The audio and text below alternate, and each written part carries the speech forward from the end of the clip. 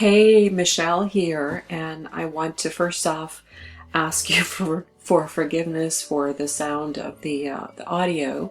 I'm not using my headset. I'm in the process of kind of redesigning my office and closets and just things going on at my house. And so I have misplaced my headset, so my USB headset. But at any rate, I wanted to very quickly, let's see here. I wanted to very quickly share something that I am embarking upon learning. And in order to not get discouraged, I have found this quote, which I love. An empire isn't built in a day. It's built every day. And so I'm encouraging myself to every day kind of chisel away 20 minutes at a time or an hour at a time, whatever I have available in my day, at learning how to use Audacity. Now, if you know me at all, you know that I have embarked upon a podcast, and I am going to segment my podcast in two different ones, one being for narration and another one being more for sharing things that I'm learning along the way. And in order to do that, I'm using Audacity. I will be using Audacity, and this is what I wanted to cover in this video today.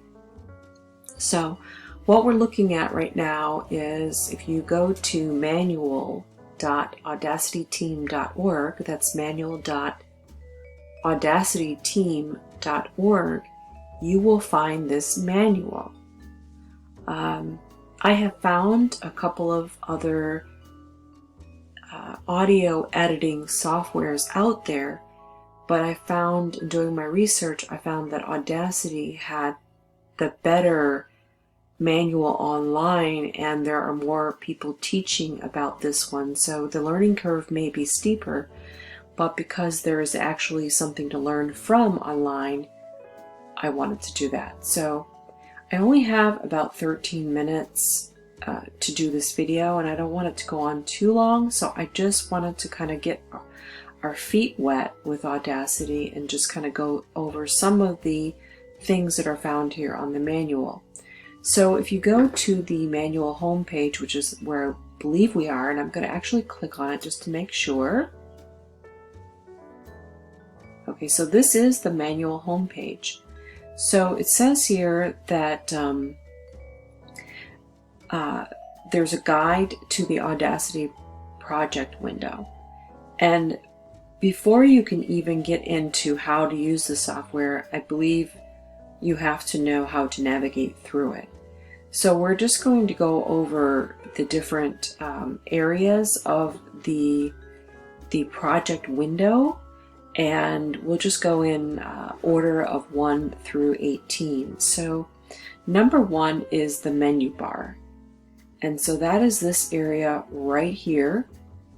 And you'll see there that you have a file menu, an edit, select, view, transport, tracks, generate, effect, analyze, tools, extra, and help. Now, it being 2021, depending on when you see this video, these may have been changed by Audacity, but as of the recording of this video, these are the current menu options. So number 1 is the menu bar. Number 2 is, as we see here, is the transport toolbar. And so this is the transport toolbar right here. So we have here a pause button, a play button, and you'll notice that as you hover over it, you will actually get the name of the button, which is very clever. Here's a stop button, the skip to start, and skip to end. And then the red being kind of a universal symbol of the recording button. So that's number 2. Now you notice that if you go through the project menu options, it gives you an underline, meaning that I could click on this and it would take me somewhere else, but I don't want to be really jumpy on this video. This is just to get our feet wet. So number 3 is the tools toolbar. And so here, if you look at number 3, you have the different tools. Here's a selection tool. This is the envelope tool. Here's the draw tool. Here's the zoom tool. Here's the time shift tool. And here's the multi-tool. So that's number 3. That's the tools toolbar. And then going to number 4, the recording meter toolbar displays the amplitude of audio being recorded. So the recording meter toolbar displays the amplitude of the audio being recorded. It's an easy way to see if audio which is being recorded is clipped, which results in distortion. So we'll go through that later, but this is number 4 right here.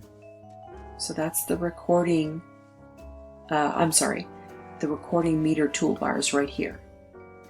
Okay, so it says click to start monitoring. Obviously we're not going to do any of this. This is just to get our feet wet. So that's number 4. And then number 5 is the playback meter toolbar.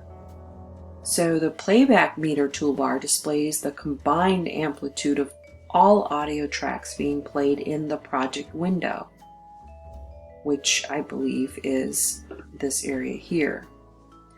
So again, number 5 is the playback meter toolbar. And so those are the playback, the recording and the playback. Okay, so number 6 is the mixer toolbar, which is where you adjust your playback volume, how loud the project's audio sounds. And that is number 6. So number 6 will be right here. So that's the mixer toolbar, And you see here a microphone and a speaker icon. So again, the mixer toolbar is where you adjust your playback volume and recording volume. So the amplitude at which the recordings will be made. So that's here. Okay. And again, if you want to know what it is, you just hover over it and it tells you mixer toolbar is where you adjust playback volume and recording volume. So playback right here. It's a playback slider and the recording slider. So number 7 is the edit toolbar. That's your cut button. That's pretty self-explanatory. Your copy button is still part of number 7, and your paste.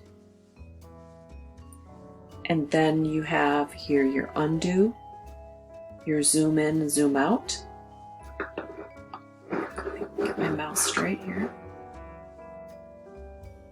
Your zoom to selection button, and your zoom to fit button. And your zoom toggle. Not sure what that means, but I haven't played with that yet, but that's okay. So now let's go to number 8. Your 8 is play at speed toolbar. So it lets you play audio at a slower or a faster speed than normal, also affecting the pitch. So that's this right here, play at speed toolbar.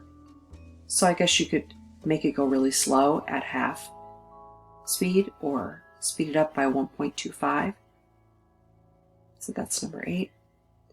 Number 9 is your device toolbar. It provides an easy way to select your required combination of audio host, playback device, recording channels without having to open device preferences. So that's this right here. I wonder if I click it, if anything happens. Nope, that was just an image. That was just a screenshot, Michelle. Obviously that's not Audacity, so this is just an image, a screenshot image. All right. So going on to number 10, and we've got to wrap it up pretty soon. We're going to kind of try to go through these quickly. Unpinned play recording head. So that's number 10. Not sure what that means. 11 is your timeline, so that means you're at 30 seconds of your audio, 1 minute, 1.5 minutes, 2 minutes, and so on. 11, number 11 is your timeline. Oh, that's what we just covered. Sorry about that. 12 is your scrub button.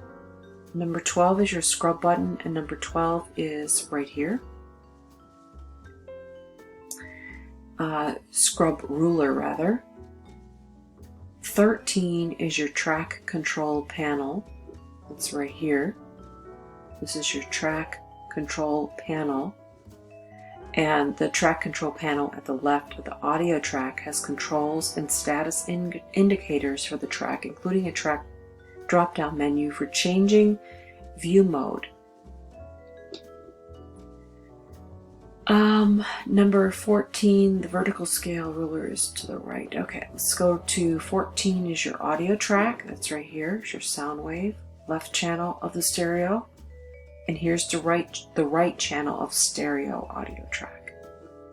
And then number 15 is a label track. So that's right here. Not quite sure how that falls in. I'm not familiar with that one, but we will be soon. 16 is your selection toolbar. So start and end of selection 16. So that's where you can control where something starts and stops. And then 17 is your time toolbar. Now that's a read-only toolbar which displays the current audio position. When Audacity is not playing or recording, this will be either the current cursor position or the beginning of the current audio. So click on the image to learn more. So I could click on that and go into that, but as I said earlier, we only have a short amount of time here. And last but not least is your status bar. So 18 is right here. So it shows you it's stopped, and this is just a screenshot of their website. So this is just an image. And again, I could click on the image to learn more, but for the sake of this video today, I'm not going to do that. This is just a very brief introduction to the different options that you have in the project window of Audacity, I should say. And if you'd like to download this for yourself, you can go to audacityteam.org, and it's a free open source software that you can just put on your Windows or Mac or Linux computer. So I look forward to you tuning in to my next Audacity journal in my journey to learning this awesome software, which will help me enormously in my podcasting endeavors. And I hope that you'll join me as well. Thanks for tuning in. Again, this is Michelle.